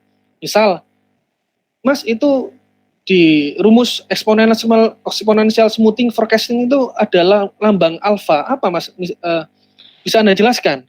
Nah, itu yang kita tembak di situ. Itu ada notasi beta, apa itu fungsinya? Nah, itu terkadang yang tidak yang tidak dihiraukan atau dilupakan oleh mahasiswa. Ya. Pastikan semua notasi-notasi matematiknya Anda kuasai. Ya. Fungsinya apa, cara kerjanya untuk apa, parameternya itu untuk apa, ya. Harus dipastikan. Oke, ini contoh lagi juga, misal di histogram color RGB di sini. Nah, ini Anda jelaskan kenapa kok pilih histogram color RGB. Apa keunggulannya gitu, apa fungsinya, kenapa kok memilih ini gitu, apa keunggulan dibandingkan dengan histogram color yang lain gitu ya. Nah, maka pastikan Anda menguasai itu ya. Oke, yang terakhir, karena goalnya di sini adalah untuk mendeteksi kanker payudara, maka misal kita di sini mengadopsi metode klasifikasi ANN misal ya, jaringan syaraf tiruan, maka jelaskan juga goalnya apa, kelebihannya, keunggulan dibandingkan. Nah ini sekali lagi kembalikan ke penelitian terdahulu dibandingkan dengan metode-metode yang diajukan oleh penelitian yang sebelumnya, yang menggunakan logistic regression, yang menggunakan SVM yang tadi sebelumnya saya sudah bahas di penelitian terdahulu. Ya, itu tembak di situ dan cari keunggulan ANN ini. Apa sih keunggulannya? Ya, itu saran saya itu ada di mahasiswa itu strateginya. Ya, ini teknik analisis data. Ya, ini biasanya ya biasanya baik di sistem informasi, sistem komputer, teknik informatika, mesti ada tahap evaluasi, tahap untuk memeriksa, menguji apakah metode yang saya ujukan itu sudah menjawab, ya, apakah sudah menjawab penelitian saya, bagus atau tidak, jelek atau tidak, gitu. Biasanya yang kita mainkan adalah akurasi, ya. Jadi kalau Anda mengajukan sistem informasi, misal membuat sebuah master plan, ya, untuk sistem informasi. Nah, ini apakah memenuhi atau tidak? Silakan cari bahan evaluasinya, model evaluasinya, cari di situ. Gitu. Kalau di teknik informatika, kalau di machine learning atau computer vision atau pengolahan citra, itu yang kita gunakan adalah akurasi. Ya, ketercapaian suatu model, ya, apakah sudah terpenuhi atau tidak. Ya, seperti itu. Lalu di jadwal penelitian, ya, ini kalau di tahap simpro pastikan ada jadwal penelitian, ya. Di tahap simpro jadwal penelitian penting sekali. Ini kalau bisa dirincikan, ya, poin-poinnya apa berdasarkan waktu, kurun waktu tertentu, per bulan, per minggu, per 2 bulan dan lain sebagainya. Tapi kan seperti ini, ya. Nah, kalau Anda lihat, ya, ada, ya, poin-poinnya, menentukan topik perancangan penelitian, pengurusan perizinan. Ini silakan, tidak apa-apa. Di planning, Desember, Januari, Februari. Diberikan di fill, ya, di fill kotaknya di sini. Pengumpulan data, studi data, analisis dan penafsiran data. Dan dirincikan, ya, teknik analisis datanya tadi seperti apa. Ya. Ini insya Allah sangat bisa membantu Anda untuk memplanning penelitian skripsi Anda agar tepat waktu. Dan yang terakhir biasanya untuk era saat ini adalah publikasi penelitian di jurnal ilmiah. Nah, ini mahasiswa sekarang sudah diminta untuk bisa menulis penelitian di jurnal ilmiah atau conference. Ya. Ditentukan kapan, ya, kapan akan di planning. Oke, itu ya poin-poin di seminar proposal. Kalau di sidang skripsi, ini perlu ada tambahan, ya, ada hasil dan pembahasan dan kesimpulan dan saran. Itu yang paling penting, ya. Ini sudah 11.24. Tetap saya lanjutkan, ya. Saya terkadang tidak istilahnya kalau sudah jam 11:30 terus saya tutup. Nah, ya, kita tetap lanjutkan saja, ya. Hasil pembahasan, ya, memuat dokumentasi hasil penelitian, ya, lalu dokumentasikan hasil penelitian dibuat tahap demi tahap sesuai dengan pengujian metode, lalu, ya, berikan screenshot, ya, ada di mahasiswa, berikan screenshot sistem yang Anda kembangkan, bisa jadi report table, report diagram, itu lebih enak dilihatnya, ya. Apa sih output yang Anda hasilkan dari sistem, itu tampilkan. Ya, tampilkan semua, ya. Kalau memang slide-nya berlebihan, tampilkan ditaruh di belakang slide boleh, ya. Kalau memang waktunya tidak cukup karena cukup hanya 10-15 menit. Lalu silakan dibagi ke dalam beberapa slide, ya. Misal ini rumusan masalah, ya, yang kita ajukan tadi. Bagaimana mengsegmentasi citra kanker payudara atau identifikasi ciri-cirinya. Nah, ini saya ajukan menggunakan spectral based segmentation misal. Dan penelitian-penelitian yang lain. Ternyata milik saya itu tampak baik gitu, ya. Tampak baik. Ini nilainya cukup baik, seharusnya kurang tampak. Nah, ini keunggulannya yang Anda dapatkan bold jadi hijau seperti ini dan ceritakan kenapa kok bisa tampak baik ini loh, hasilnya kok bisa seperti ini, jelaskan kepada dosen penguji. Nah, ini jadi kelebihan sendiri dari metode yang Anda ajukan. Ya. Oh, ternyata areanya bisa teridentifikasi dengan baik. Di sini area kansernya misal. Nah, itu jelaskan semua. Oke. Lalu ya, di rumusan masalah yang kedua, ya, performa klasifikasi ANN, apakah bisa mengenali ketika data image itu dimasukkan ke dalam sistem itu kanker ataukah tidak kanker. Oh, ini akuratnya 98%, mengungguli dari penelitian-penelitian sebelumnya. Ini tampilkan semua. Nah, ini keunggulan dari penelitiannya Anda gitu ya. Gitu. Tapi Pak, kalau penelitian saya ternyata gagal, akurasinya jelek gimana? Loh, ya enggak apa-apa, jujur saja. Kalau jelek, bilang jelek aja, enggak apa-apa. Jadi kalau di sini misal 78%, kalah dengan yang lain, enggak apa-apa. Tidak apa-apa. Tidak ada yang salah. Penelitian itu tidak mesti harus akurat 100%. Enggak.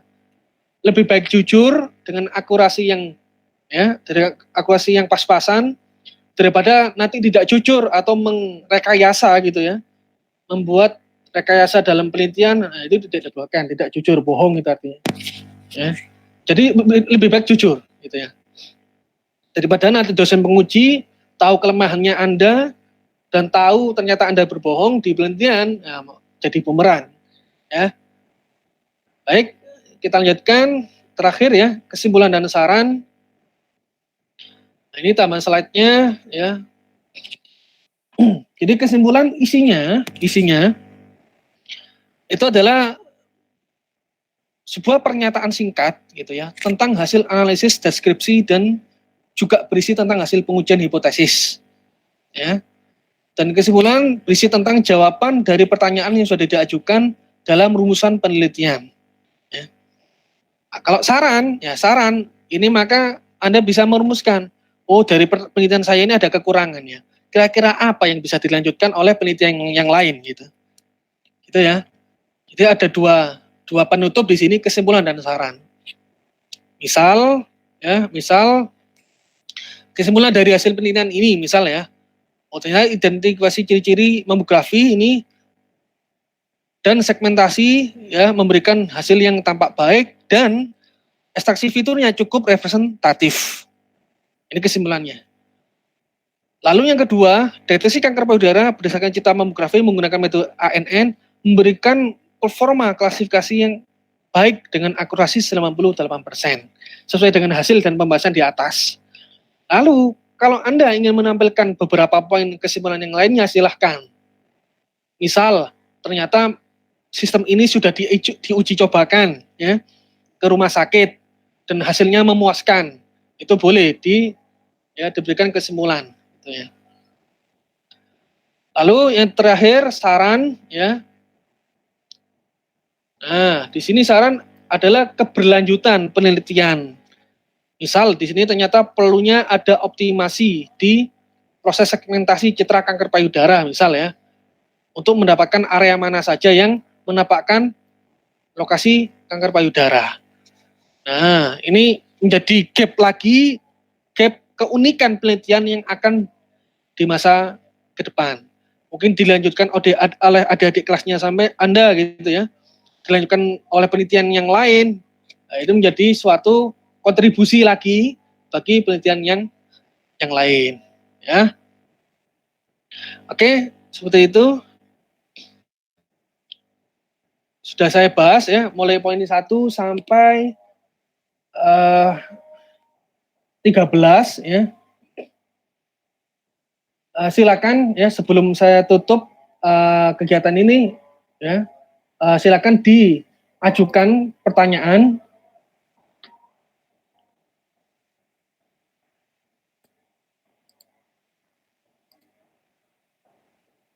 Ini sambil menunggu adzan sholat duhur, silakan Bapak, Ibu dosen dan rekan-rekan mahasiswa yang ingin memberikan pertanyaan silakan diajukan ke menti.com ya, saya tunggu sambil menunggu adzan sholat duhur ya.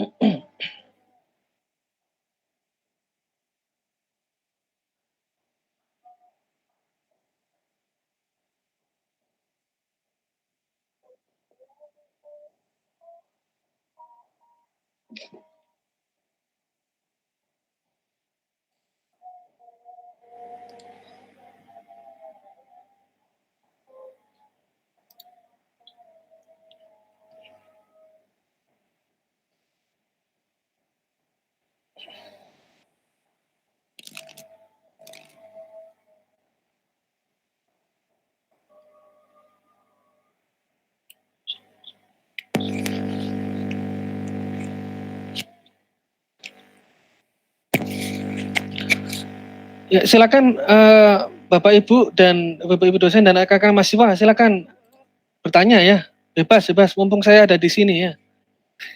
Silakan bertanya.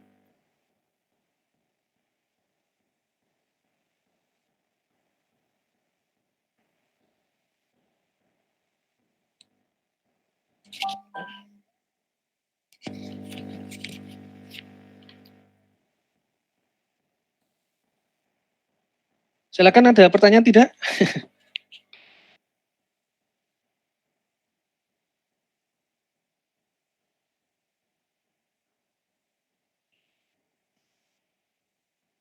Ataukah sudah cukup jelas ya penjelasan saya?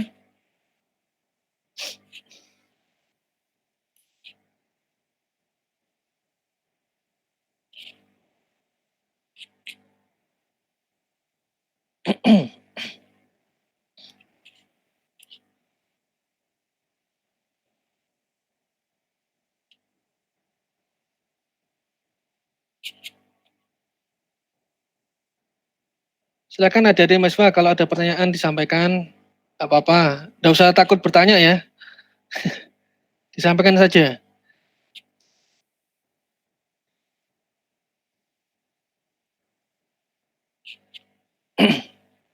Pak Burhan atau Pak Rudianto, apa ada pertanyaan lanjutan? Silakan.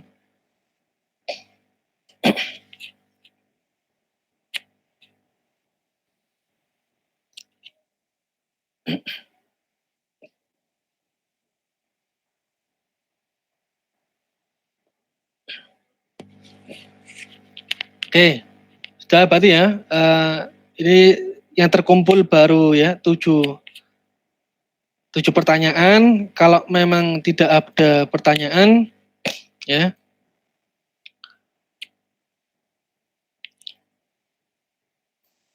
Oke, saya lanjutkan sedikit. Jadi, Niku Pak, saya Pak. silakan Mas, silakan. Di menti sudah. Oh, di menti, bentar. Oh, oke. Baik Mas Darmawan, terima kasih. Oke. ini mahasiswa saya, Bapak Ibu dan rekan mahasiswa ya. Ini nutas tanda tama apakah skripsi bisa dilaksanakan lebih awal pada semester 2 sehingga pada waktunya bisa memudahkan. Jadi tidak bisa Mas Darmawan ya. Jadi kalau skripsi itu ya lumrahnya itu semester 6, 7, 8. Jadi mulai semester 7 itu sudah sempro, semester 8 itu sudah sidang skripsi. Kecuali kalau Anda bisa ngambil 3,5 semester. Jadi semester 6 sudah ambil sempro, itu silakan. Semester 6 sudah ambil sempro dan SKS-nya sudah memenuhi, itu silakan. Sehingga nanti semester 7 sudah sidang skripsi. Itu untuk S1. Kalau D3 itu mungkin semester 1, 2, 3, 4, 5, 6. 4 atau 5 itu sudah. Ya, 4 atau 5 itu sudah ambil gitu ya. Kalau masih semester 2 ya harus sabar dulu ya, Mas Dar. Harus sabar dulu ya. Mengikuti kuliah sesuai dengan apa yang diarahkan oleh paket kuliah yang sudah diarahkan oleh kampus ya. Sambil lalu di perkuliahan itu diambil kira-kira topik apa yang bisa diambil untuk skripsi itu.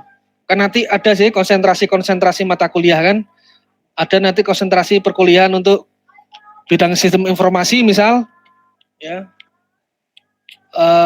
Di CRM atau apa, di data mining kah, atau di master plan sistem informasi kah gitu ya, di audit.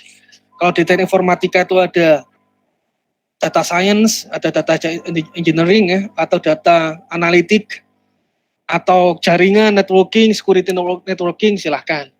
Kalau di komputer ada sistem control, ada apa lagi ya, IoT ya, itu diambil sesuai dengan konsentrasinya ya. Gitu Mas. Ya. Jadi sabar dulu ya. Untuk pengembangan perangkat lunak saat sempro, apakah aplikasi sudah harus jadi fix? Oh tidak, Pak Burhan, tidak. Jadi ketika masih sempro itu malah tidak harus aplikasinya dikerjakan, belum. Justru di sempro ini adalah proses merancang ya, proses proses rancangan draft proposalnya, bukan membuat sistemnya, bukan. Nanti setelah sempro ya, itu baru proses pengerjaannya. Tapi kalau memang ingin kejar target ya, ambil kejar target duluan ya tidak apa-apa, silahkan. Bisa dibuat dulu prototipenya, tapi tidak perlu ditampilkan di dalam sempro itu. Jadi silakan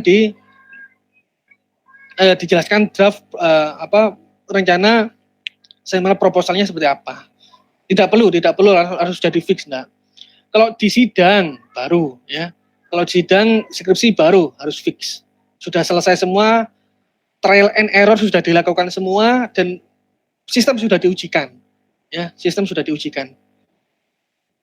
Untuk jumlah slide ya, apakah ada aturan Pak tentang jumlah minimum? Oke, terima kasih Mas Ali Aryadi. Jumlah set idealnya kalau saya lihat itu anak-anak 10 sampai 15 ya. 10 sampai 15 slide saja. Karena takutnya nanti kalau sampai 25 30 enggak selesai sempronya. Nanti akhirnya diinterrupt oleh dosen penguji ya, diinterrupt. Itu enggak enak. Jadi lebih baik di rumah sudah latihan presentasi gitu ya. Lalu diancar-ancar ya, berapa sih pasnya slide presentasi saya gitu ya. Itu tergantung pembawaan materi yang Anda sampaikan. 10 sampai 15 slide saja sudah cukup.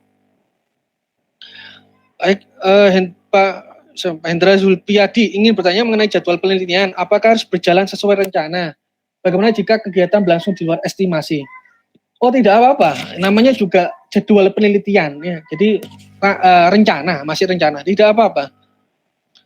Meleset pun mungkin ya 1 sampai 2 minggu lah paling tidak gitu. Jadi kalau anak-anak melesetnya itu banyak di sini.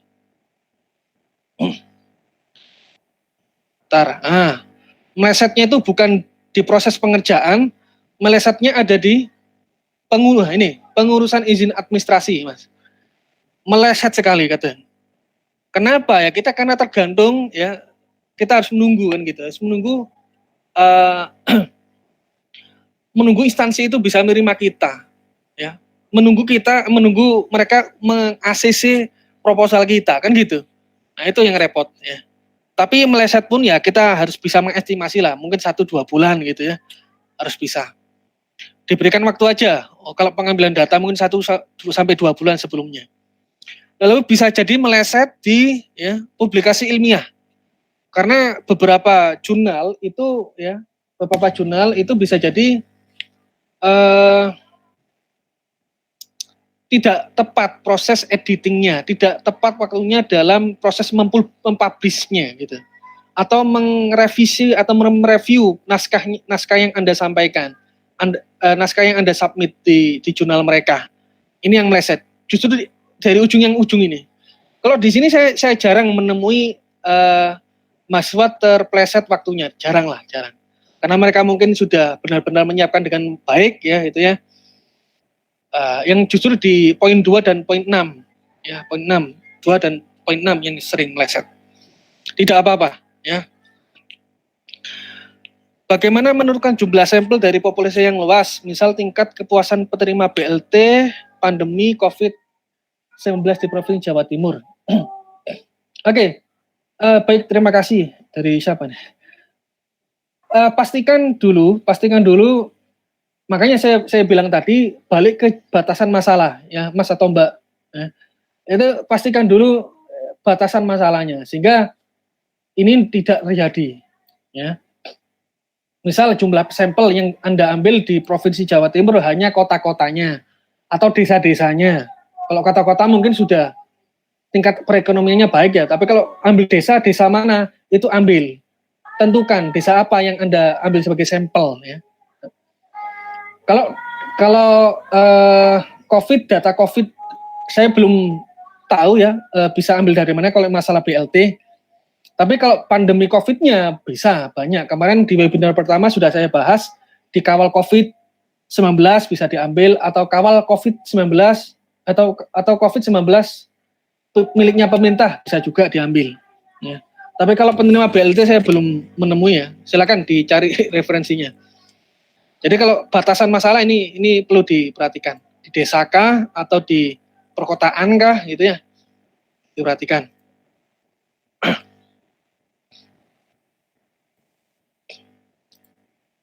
Oke, sudah ya. Ini kosong, tidak ada lagi.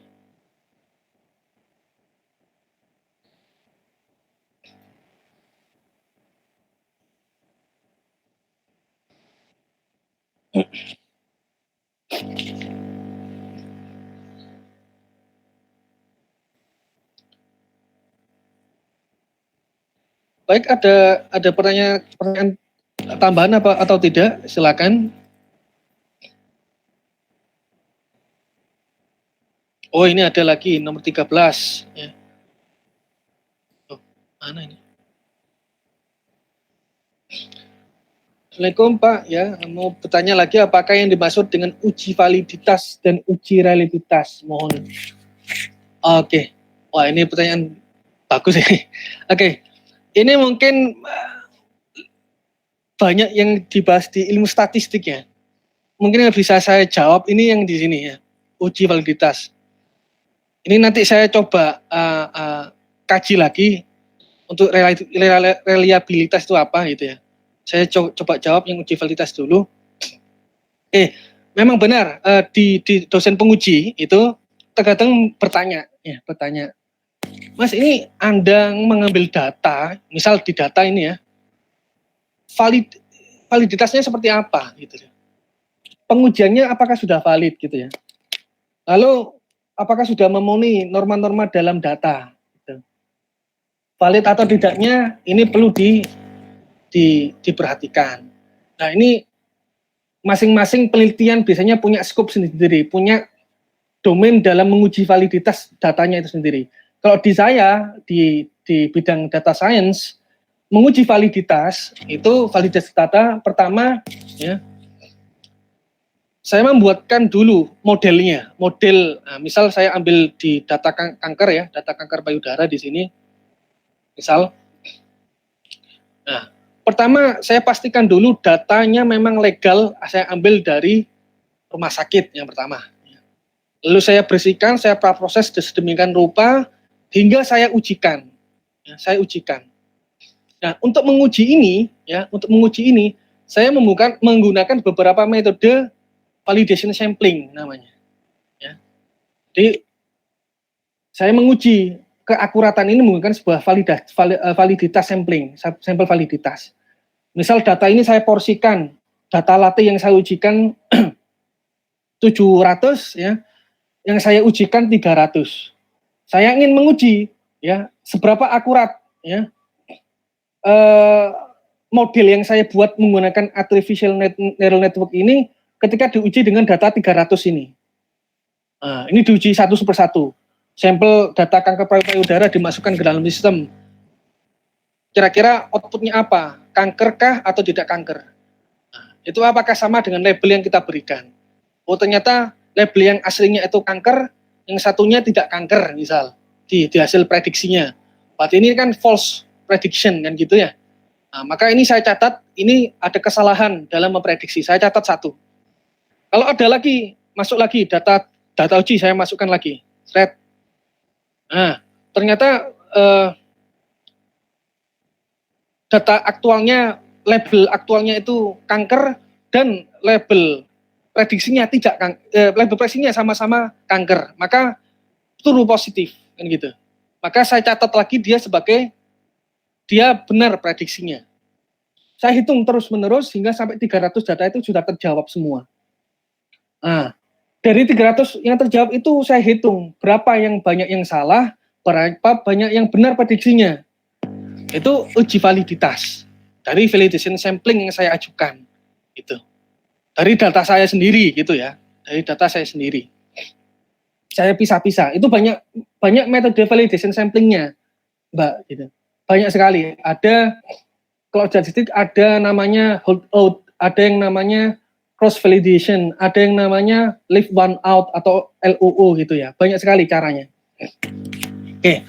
Lalu uji reliabilitas ini kalau secara harfiah mungkin bisa diterjemahkan ya. Mungkin pengujian nanti coba saya searching lagi ya, Mbak ya. Kalau bisa saya jawab di sini ada kalau pengujian itu mungkin langsung ke lokasi. Gitu. Apakah sistem yang Anda kembangkan itu mampu menjawab gitu fakta-fakta yang ada di lapangan. Kalau yang ini kan mungkin kita menggunakan data dari rumah sakit ya kan, yang sesuai dengan data koleksi kita. Tapi kalau uji reliabilitas, ya ini bisa jadi sistem Anda dibawa ke rumah sakit, di testing gitu ya, layak enggak dipraktekkan, layak enggak diujikan gitu. Layak apa tidaknya ya nanti akan ketahuan di lapangan. Oh ternyata sistem ini mampu ya memprediksi kanker akuratnya berapa persen, ya itu akan terjawab gitu. Karena apalagi di penelitian kanker saya saja dituntut memang harus sampai 100% atau ya 99% atau 100%. Di lapangan sulit ya. Mampunya paling 95% atau 90% gitu ya. Padahal kalau salah saja satu memprediksi orang itu harusnya kanker lah, kok diprediksi tidak kanker gitu ya. Wah ini bahaya gitu ya. Kasihan membahayakan pasien yang terkait. Maka sebuah sistem itu bukan untuk merubah ya, bukan untuk mengganti peran dokter, tapi sebagai second opinion. Apapun ranahnya di dokter, di kepolisian, di pendidikan, di mana di bidang apapun. Jadi sistem itu sebagai second opinion, sebagai pembantu saja. Ya. Oke, terima kasih. Pertanyaannya bagus sekali. Ya. Oke, Mas Darmawan, menentukan apakah bisa diblokkan saya menentukan tema judul skripsi mulai dari sekarang sesuai prodi saya. Mohon maaf saya sangat sekali. Boleh Mas Darmawan, silakan. Mulai sekarang enggak apa-apa, ya, semester 2 enggak apa-apa. Tapi dirancang dulu ya, Cari mulai sekarang cari banyak baca paper, banyak membaca literatur, buku, ya, materi-materi, ya, selesaikan banyak literatur. Insya Allah bisa membantu itu nanti. Ya, nanti kalau sudah dikumpulkan semua, dicatat, ya jangan sampai nanti penelitian yang Anda ajukan di tahun 2020, sedangkan Anda akan skripsi misal di tahun 2022 gitu ya, masih lama gitu ya, 2 tahun lagi. Ya pastikan itu masih jadi trending topik gitu ya. Jangan sampai topiknya aus atau sudah tidak bisa dibahas lagi kan. Yang bagus itu topik-topiknya sedang tren sekarang ini. Ya, tentang Covid ya. Atau tentang ya mendeteksi hoax misal, atau menganalisis video-video penceramah yang sedang lagi hot sekarang ya, yang banyak umpatan-umpatannya misal, ya itu silahkan. Oke, itu Saya cukupkan dulu ya, sudah pukul 12 kurang 5 ya. Mohon maaf kalau ya saya sering menambahkan waktu ya. Saya memang tidak sekaku dengan kalau setengah 12 harus selesai ya selesai. Enggak. Saya agak longgarkan sedikit gitu ya waktunya. Oke, penutupnya silahkan ya. Ini kontak saya kalau ingin tanya-tanya. Kalau yang di leaflet itu atau di poster itu nomor admin, kalau ini nomor saya. Ya kadang-kadang mahasiswa mungkin ngubungnya di sini langsung ya. Kalau ingin membaca beberapa penelitian saya ada di sini, silakan diakses ya.